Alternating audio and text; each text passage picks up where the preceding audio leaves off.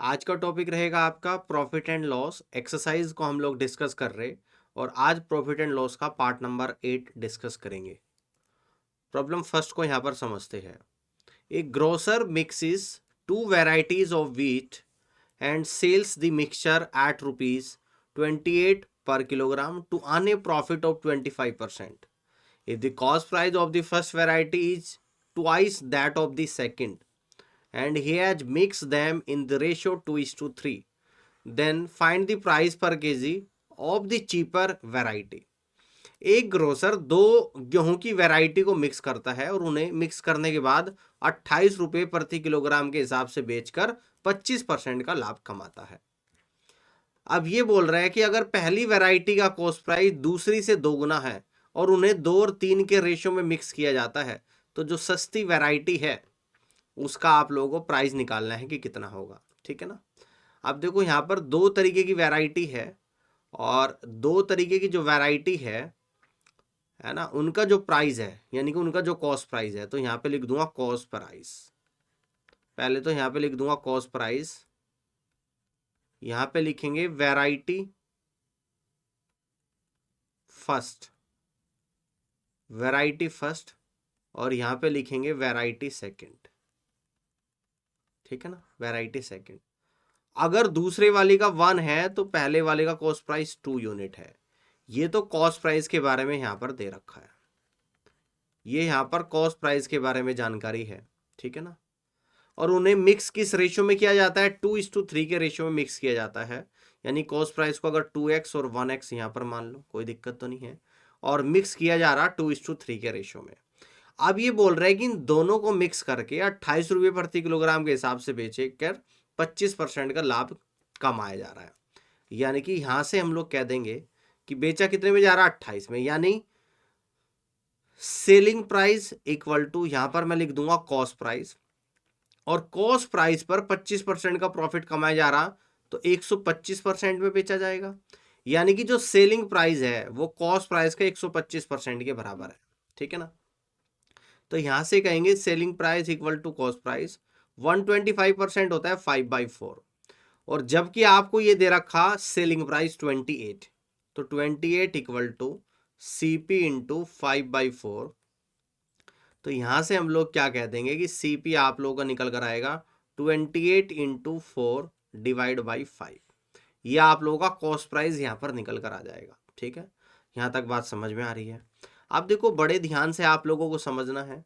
अब देखो first variety कितनी है? 2x और सेकंड है 1x। प्राइस फर्स्ट वैरायटी को 2 और सेकंड को 3 के रेशियो में मिलाया जाता है, तो इसको लिख देंगे 2x इंटू 2, और ये टोटल कितना होता है? 5 होता है, और डिवाइड बाई 5, और प्लस का 1x इंटू 3 और डिवाइड बाई दोनों का सम 5 इक्वल टू, तो ये क्या निकल कर आ जाएगा आप लोगों का? Cost price. और कॉस्ट प्राइस आपको दे रखा 28 इंटू 4 डिवाइड बाई 5। अब देखो 5 हर जगह कॉमन है तो कैंसिल आउट करेंगे, तो 4x और प्लस का 3x इक्वल टू 28 इंटू 4, यानी 7x इक्वल टू 28 इंटू 4 आ जाएगा, और 7 से 28 4 बार चला जाएगा, तो x बराबर 16 रुपीज पर किलोग्राम आप लोगों का यहाँ पर निकल कर आएगा। x की वैल्यू क्या निकल कर आई? 16 रुपीज पर किलोग्राम। अब देखो एक वेराइटी 2x है, एक है आपकी 1x, तो सस्ते वाली क्या होगी? 1x, और 1x आपका निकल कर आया 16 रुपये प्रति किलोग्राम। यानी कि सस्ती वैरायटी को 16 रुपये प्रति किलोग्राम के हिसाब से बेचा जाएगा। और इस तरीके से आप लोग यहाँ से कहोगे कि फर्स्ट ऑप्शन सवाल का राइट आंसर बनेगा। ठीक है, आगे बढ़ते हैं। प्रॉब्लम सेकंड को यहाँ पर समझते हैं। ए shopkeeper sold 2 articles for ₹9,639 each. On one he gained 19%, on the other he lost 19%. एक पर 19% का प्रॉफिट, एक पर 19% का लाभ होता है, तो what is the overall percentage gain और लॉस आप लोगों को बताना है। ठीक है ना। यानी कि 2 आर्टिकल को प्रत्येक को 9,639 में बेचा जाता है, तो यहां पर क्या दे रखा? सेलिंग प्राइस सेम दे रखा है दोनों आर्टिकल के लिए। फर्स्ट आर्टिकल को क्या करा जा रहा है? 19% के लाभ पर बेचा जा रहा है, और सेकंड आर्टिकल को क्या किया जा रहा है, 19% के लॉस पर बेचा जा रहा है। जब सेलिंग प्राइस सेम हो और पहले पर सेम परसेंट का प्रॉफिट और दूसरे आर्टिकल पर सेम परसेंट का लॉस हो, तो ओवरऑल क्या होता है आप लोगों का यहाँ पर लॉस होता है। ये कॉन्सेप्ट थ्योरी में मैं आप लोगों को बता चुका हूं। तो ओवरऑल लॉस कितना हो जाएगा, जितना परसेंट है यानी कि 19% है, तो 19 का स्क्वायर और डिवाइड बाई 100%। तो 19 का स्क्वायर 361 डिवाइड बाई 100 यानी कि 3.61% का लॉस हो जाएगा। यहाँ पर कितने का लॉस हो जाएगा, 3.61% का यहाँ पर लॉस हो जाएगा। 3.61% का यहाँ पर लॉस हो जाएगा। तो इस तरीके से आप लोग कह सकते हो कि D is the right answer of this question. Clear है, बात समझ में आ गई। चलिए आगे बढ़ते हैं। प्रॉब्लम 3 को यहाँ पर समझते हैं कि 2 articles are sold for 2508 rupees each. On one there is a gain of 14%, on the other there is a loss of 12%. What is the overall gain or loss percentage to nearest 1 decimal places? दो article को प्रत्येक को 2508 रुपए में बेचा जा रहा है, यानी कि यहां पर भी ये है कि सेलिंग प्राइस सेम है। पहले को बेचा जाता है 14% के प्रॉफिट पर, यानी फर्स्ट आर्टिकल को 14% के प्रॉफिट पर बेचा जा रहा है, और जो सेकंड आर्टिकल है उसको लॉस पर बेचा जा रहा है, और कितने का लॉस है, 12% का। तो ओवरऑल क्या होगा, प्रॉफिट होगा या लॉस होगा, ये आप लोगों को बताना, और डेसिमल के 1 प्लेस तक आप लोगों को बताना। देखो जब प्रॉफिट और लॉस की वैल्यू सेम हो तो डायरेक्ट स्क्वायर करके निकाल सकते हैं। इस बार वैल्यू सेम नहीं है तो कैसे करेंगे, ध्यान से देखिएगा। देखो 14% की जो फ्रैक्शन वैल्यू है वो क्या होती है, 14/100, यानी कह दूंगा 7/50। और 12% की फ्रैक्शन वैल्यू को यानी कि इसको कह दूंगा मैं 3/25। ठीक है ना, क्या बोलूंगा इसको, 3/25। क्लियर है, 4 से 12/100 हो जाएगा, 4 × 12 3/25, या इसको कह दूंगा 6/50। अब यहां पर लिख देंगे कॉस्ट प्राइस, यहां पर लिख देंगे सेलिंग प्राइस। फर्स्ट आर्टिकल पर प्रॉफिट हो रहा है, यानी कि 50 की वस्तु पर 7 का प्रॉफिट है। 50 पर 7 का प्रॉफिट है तो 50 की वस्तु कितने पर बेची जाएगी, 7 का प्रॉफिट है 57 पर बेची जाएगी। और दूसरे में 50 पे 6 का नुकसान है, तो 50 पे अगर 6 का नुकसान है तो 44 पर ये आप लोगों की बिकेगी। जबकि सवाल में आपको दे रखा कि सेलिंग प्राइस सेम है, तो दोनों का सेलिंग प्राइस सेम करने के लिए ऊपर 44 से मल्टीप्लाई और नीचे करेंगे 57 से मल्टीप्लाई। ठीक है ना, समझ में आ रही है बात। अब देखो 44 की अब यहाँ पर भी मल्टीप्लाई करनी पड़ेगी और 57 की यहाँ पर भी करनी पड़ेगी। ठीक है, अब देखो 50 की अगर 44 में मैं करूँगा या इन दोनों की कॉस्ट प्राइस का सम यहाँ पर निकालूंगा, तो देखो किस तरीके से करेंगे, यानी कि 50 कॉमन आ जाएगा, अंदर बचेगा 44 + 57। ठीक है ना, और ये कितना निकल कर आ जाएगा, यानी कि इनका भी सम जो निकल कर आएगा, यानी कि 2 × 2 बार है आप लोगों का 57 × 44। ठीक है ना, समझ में आ रही है बात। अब देखो 44 और 57 कितना होता है, 50 और 40 90 7 4 11, यानी कि 50 × 101। और बेचा कितने में जा रहा है, इनकी गुणा करेंगे हम लोग। 57 की 2 में करूंगा तो कितना निकल कर आएगा, 114। 114 की 44 में करूंगा तो 114 की पहले 4 में कर लो, यानी कि 114 × 4 × 11 लिख लो। और 4 किस में करूंगा, 4 × 4 = 16, 1 4 एकम 4 और 1 5 और 4 और 11 से करेंगे 6 आएगा, 6 5 11 का 1 तो 1, 5 4 9 1 10 का 0 तो 1, 4 और 1 5 आ गया, यानी कि ये निकल कर आ गया 5016। ठीक है ना, ये आप लोगों का यहाँ पर जो निकल कर आया है। ठीक है ना, ये बात समझ में आ गई आप लोगों को, यहाँ पे ये बात आप लोगों को यहाँ पर समझ में आ गई। तो इस तरीके से आपका जो निकल कर आया, ये निकल कर आया आपका 5016 निकल कर यहाँ पर आ गया। ठीक है, बात क्लियर हो रही है, चलिएगा। ठीक है जी, अब देखो यहाँ पर कितना निकल कर आएगा, 50 की जब 101 में गुणा करेंगे तो 0 तो आ ही गया, 5 एकम 5 0 5, यानी कि 50 50 आ गया आप लोगों का। यानी यहाँ से हम लोग कह देंगे 50 50, ये कितना आ जाएगा आप लोगों का, 50 50 यहाँ पे डायरेक्ट ही मैं लिख देता हूँ 57 × दिस, और ये आएगा आपका 44 और प्लस का ये, तो ये 50 50 की वस्तु को 5016 में बेचा जा रहा, तो 5050 की वस्तु को 5016 में अगर बेचा जाएगा तो आप लोगों को लॉस हो रहा है, और लॉस भी कितने का हो रहा है, 34 का। तो यहाँ से हम लोग अब लॉस परसेंटेज निकाल देंगे। 50 50 पर 34 का लॉस है तो 100 पे देखेंगे कितना है, जीरो से जीरो आप लोगों का चला गया। अब ये कितना आ जाएगा आप लोगों का, यानी कि 340/505 आ जाएगा। तो 505 से कितनी बार चला जाएगा, 5×7=35 है ना, 5×7=35, यानी कि अप्रोक्सीमेशन 7%, 0.7% का लॉस निकल कर आएगा। अप्रोक्सीमेशन गेन वाले तो यहाँ पर कट जाएंगे, 0.7% का लॉस आप लोगों का निकल कर आ जाएगा। और इस तरीके से आप लोग कह दोगे कि बी ऑप्शन सवाल का बिल्कुल सही जवाब यहाँ पर बनेगा। ठीक है ना, आगे बढ़ते हैं, प्रॉब्लम 4 को यहाँ पर समझते हैं। इसको देख लीजिएगा कि 2 articles are sold for ₹4,752 each. On one the seller gains 32% and on the other he loses 28%. What is the overall gain or loss percentage? correct to 1 decimal। देखो यहाँ पर भी बोल रहा है कि सेलिंग प्राइस तो जो है आप लोगों का यहाँ पर सेम है। क्या है, सेम है। फर्स्ट आर्टिकल पर प्रॉफिट होता है कितने का, 32% का लाभ होता है, और सेकंड आर्टिकल पर लॉस होता है 28% का। तो ओवरऑल बताना है कि क्या होगा। ठीक है ना, आप देखो 32% की जो फ्रैक्शन वैल्यू होती है ये होती है आप लोगों का 8/25, और 28% की होती है 7/25। ये प्लस है, ये निगेटिव है, यानी कि यहाँ पे कॉस्ट प्राइस लिखूंगा, यहाँ पर सेलिंग प्राइस लिखूंगा, है ना। पहले पे 25 की वस्तु को 8 ज़्यादा पर बेची जा रही है, यानी कि 25 की वस्तु 8 ज़्यादा यानी 33 पर बेची जा रही। दूसरी 25 की वस्तु पर 7 का नुकसान, तो 25 की वस्तु पर अगर 7 का नुकसान होगा तो 18 पर बेची जाएगी। ठीक है ना, 18 पर बेची जाएगी। अब आपको ये पता है कि सेलिंग प्राइस सेम है, तो सेलिंग प्राइस को सेम अगर करूंगा तो क्या करना पड़ेगा। देखो यहाँ पर ऊपर है 3×11, नीचे है 3×6, यानी कि ऊपर 6 की गुणा कर दो और नीचे 11 की, तो सेम वैल्यू आ जाएगी। कैसे आ जाएगी सेम वैल्यू, 33×6 कितना होता है, 198, और 18×11 भी 198 होता है। अब इस 6 और 11 की इस तरफ भी करनी पड़ेगी, और यहाँ पर 11 की, तो 25 का 150 होता है, और 25 की 11 में करेंगे तो 275। तो देखिएगा ध्यान से, यहाँ पर 150 और 275 यानी कि 425 की वस्तु को कितने में बेचा जा रहा है, 2×198 पर बेचा जा रहा। तो इसको हम लोग यहाँ पर क्या कह देंगे, 2×198, यानी कि यह आपका निकल कर आएगा टोटल 396। 425 की वस्तु को 396 पर अगर बेचा जा रहा है तो 29 का लॉस है। तो यहाँ से हम लोग लॉस परसेंटेज निकाल देंगे।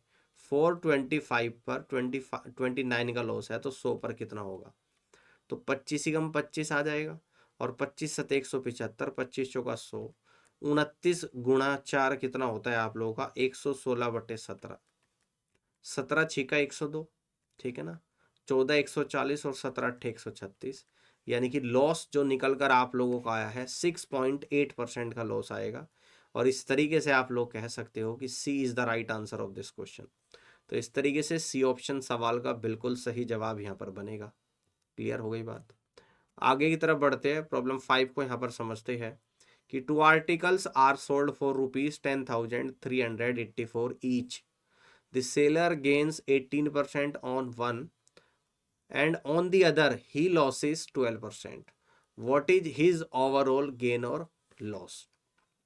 2 आर्टिकल को 10,384 रुपये प्रति एक में बेचा जाता है, एक पर 18% का प्रॉफिट और दूसरे पर 12% का नुकसान होता है। ओवरऑल बताओ कि कितने रुपया का लॉस या प्रॉफिट आप लोगों का यहाँ पर होगा। यानी हमें ये तो पता है कि सेलिंग प्राइस यहाँ पर सेम है। समझ में आ रही है बात। फर्स्ट आर्टिकल पर क्या हो रहा है, 18% का प्रॉफिट हो रहा है, और सेकंड आर्टिकल पर क्या हो रहा है, 12% का लॉस हो रहा है। 18% की जो फ्रैक्शन वैल्यू होती है वो होती है 9/50, ठीक है ना, और 12% की जो फ्रैक्शन वैल्यू होती है तो इसको कह देंगे 3/25 होती है। देखो यहाँ पर लिख देंगे कॉस्ट प्राइस और यहाँ पर लिख देंगे सेलिंग प्राइस। 50 की वस्तु पर 9 का प्रॉफिट है, यानी कि 50 की वस्तु पर अगर 9 का प्रॉफिट है तो 59 पर बेची जा रही है। दूसरा 25 पे 3 का नुकसान है, 25 पे अगर 3 का नुकसान है तो 22 पर बेची जा रही है, ठीक है ना। कितने पर बेची जा रही, 22 पर बेची जा रही है। बात समझ में आ रही है। अब देखो यहाँ पर सेलिंग प्राइस को सबसे पहले हम लोग सेम करेंगे क्योंकि सेम दे रखा है। तो सेम करने के लिए ऊपर 22 की मल्टीप्लाई करेंगे, नीचे आप लोग 59 की मल्टीप्लाई करना। अब देखो 22 की मल्टीप्लाई यहाँ पर भी करना और 59 की मल्टीप्लाई आप लोगों को यहाँ पर भी करना। अब देखो 22 गुणा 59 कितना होता है, अब 2 नम 18 का 8, तो 1 बचा, 9 दूनी 18 और 1 19, 19 10 29 का 9, तो आप लोगों का 2 बचा, 5 दूनी 10 और 2 12 आप लोगों का आ गया। यहाँ पर भी 1298 आ जाएगा। और 50 गुणा 22 कितना होता है, यानी कि 1100 होता है आप लोगों का। 59 गुणा 25 करेंगे तो 5 नम 45 का 5, तो 4 बचा, और 9 दूनी 18 और 4 22, 22 और 25 47 का 7, तो 4 बचा, 5 दूनी 10 और 4 14 आप लोगों का आ गया। तो इस तरीके से आप लोगों का जो आंसर निकल कर आया, कॉस्ट प्राइस और सेलिंग प्राइस दोनों आ गया। अब देखो ध्यान से आप लोग यहाँ पर समझिएगा, ध्यान से समझिएगा, 1100 और 1475 कितना होता है, यानी 2575 की वस्तु को कितने में बेचा जा रहा है, इन दोनों को ऐड कर लूंगा, 1298 प्लस 1298, तो 13 दूनी 26, यानी 2596 पर बेचा जा रहा है, ठीक है ना। अब देखो आपको ये पता है कि एक वस्तु का जो सेलिंग प्राइस है वो 10,384 है, तो दो वस्तु का सेलिंग प्राइस कितना हो जाएगा, यानी हम लोग यहाँ से कहेंगे कि भाई इन दोनों वस्तुओं का सेलिंग प्राइस होगा 2 गुणा 10,384 के बराबर, ठीक है ना। समझ में आ रही है बात। तो 2596 से ये कितनी बार आप लोगों का चला जाएगा, ये आपका 4 बार चला जाएगा। यानी यहां से पता लगा कि एक यूनिट की जो वैल्यू है वो 8 रुपए के बराबर है, और 2575 की वस्तु को 2596 पर बेचा जा रहा, तो यहाँ पे प्रॉफिट कितने का हो रहा है, 21 का हो रहा है। तो इस 21 यूनिट की वैल्यू को हम लोग निकालेंगे, जो कि निकल कर आएगा 8 गुणा 21 इक्वल टू 168 रुपीज का लाभ हो जाएगा, है ना। यानी कि कितने का प्रॉफिट हो जाएगा, 168 रुपीज का यहाँ पर लाभ निकल कर आएगा। तो इस तरीके से अगर परसेंटेज के अलावा रुपीज में आपसे प्रॉफिट एंड लॉस पूछे तो आप लोग इस तरीके से ही कर सकते हो। तो 168 रुपए का यहाँ पर प्रॉफिट होगा, और जी C is the right answer of this question. Clear, आगे देखते हैं। प्रॉब्लम 6 को समझते हैं कि 2 vehicles are sold for ₹1,897 each. One is sold at a profit of 42.84% and another at a loss of 6.25%. What is the net profit और loss percentage आप लोगों को बताना है। यानी कि सेलिंग प्राइस तो यहाँ पर आप लोगों को सेम दे दिया कि प्रत्येक वस्तु का सेलिंग प्राइस 1897 है। फर्स्ट आर्टिकल को बेचा जा रहा है प्रॉफिट पर, और कितना प्रॉफिट है, 42.84% का लाभ है, और दूसरे आर्टिकल पर आप लोगों को लॉस हो रहा है, यानी कि माइनस का 6.25% का लॉस हो रहा है। अब देखो बड़े ही ध्यान से आप लोगों को समझना है भाई, 14.28% की फ्रैक्शन वैल्यू कितनी होती है, ये होती है आप लोगों की 1/7, और अगर इसमें मैं 3 की मल्टीप्लाई करूंगा तो 42.84 आ जाएगा, और इधर भी 3 की मल्टीप्लाई अगर करूंगा तो ये निकल कर आएगा 3/7। यानी कि इसकी तो फ्रैक्शन वैल्यू आ गई 3/7, 42.84% इक्वल टू 3/7 होता है। इसी तरीके से 6.25% की फ्रैक्शन वैल्यू 6 सही 1/4, 25/4% आ गया आप लोगों का, यानी ये होती है आप लोगों की 1/16। तो इसको क्या कह दूंगा, फ्रैक्शन वैल्यू 1/16 होती है। यहाँ पर कॉस्ट प्राइस लिखेंगे, यहाँ पर सेलिंग प्राइस लिखेंगे। 7 पे 3 का लाभ है, यानी कि 7 पे अगर 3 का लाभ है तो 10 में बेचा जा रहा है। 16 पे 1 का नुकसान है, तो 16 पे अगर 1 का नुकसान है तो 15 पर बेचा जा रहा है। अब यहां पर आपको पता है कि सेलिंग प्राइस दोनों का क्या है, सेम है, तो सेम करेंगे। ऊपर कर दूंगा 3 की मल्टीप्लाई, नीचे 2 की, यानी कि ऊपर 30 हो जाएगा, नीचे आप लोगों का 30 हो जाएगा। इस तरफ भी 3 की मल्टीप्लाई तो 7 थी 21 आ गया, इधर 2 की मल्टीप्लाई तो 16 दूनी 32 आ गया। अब देखो टोटल यहाँ पर कितना निकल कर आप लोगों का आया है, ध्यान से आप लोग समझिएगा। यानी कि 21 और 32 कितना आएगा आप लोगों का, 53 आ गया, और यहाँ पर कितना आ गया, 30 और 30 60 आ गया। अब आपको परसेंटेज में निकालना, 53 की वस्तु को अगर 60 पर बेचा जा रहा तो 7 का नुकसान है, तो लॉस परसेंटेज हम लोग यहाँ पर निकालेंगे। यानी 53 पे 7 का है तो 100 पर देखेंगे कितना हो जाएगा, यानी 700/53, 53 से जाएगा आप लोगों का एक बार, तो बचेगा कितना 170, तो आपका चले जाएगा 3 बार, तो 13 पॉइंट समथिंग % का यहाँ पर लॉस निकल कर आएगा। और 13 पॉइंट समथिंग % केवल एक ही ऑप्शन आप लोगों को यहाँ पर दे रखा है, जो कि ऑप्शन बी दे रखा। तो इस तरीके से हम लोग कह सकते हो कि B is the right answer of this question. Clear है, चलिए जी आगे बढ़ते हैं। प्रॉब्लम 7 को यहाँ पर समझते हैं कि 2 articles A and B were sold at ₹4,960 and 3,720 rupees respectively.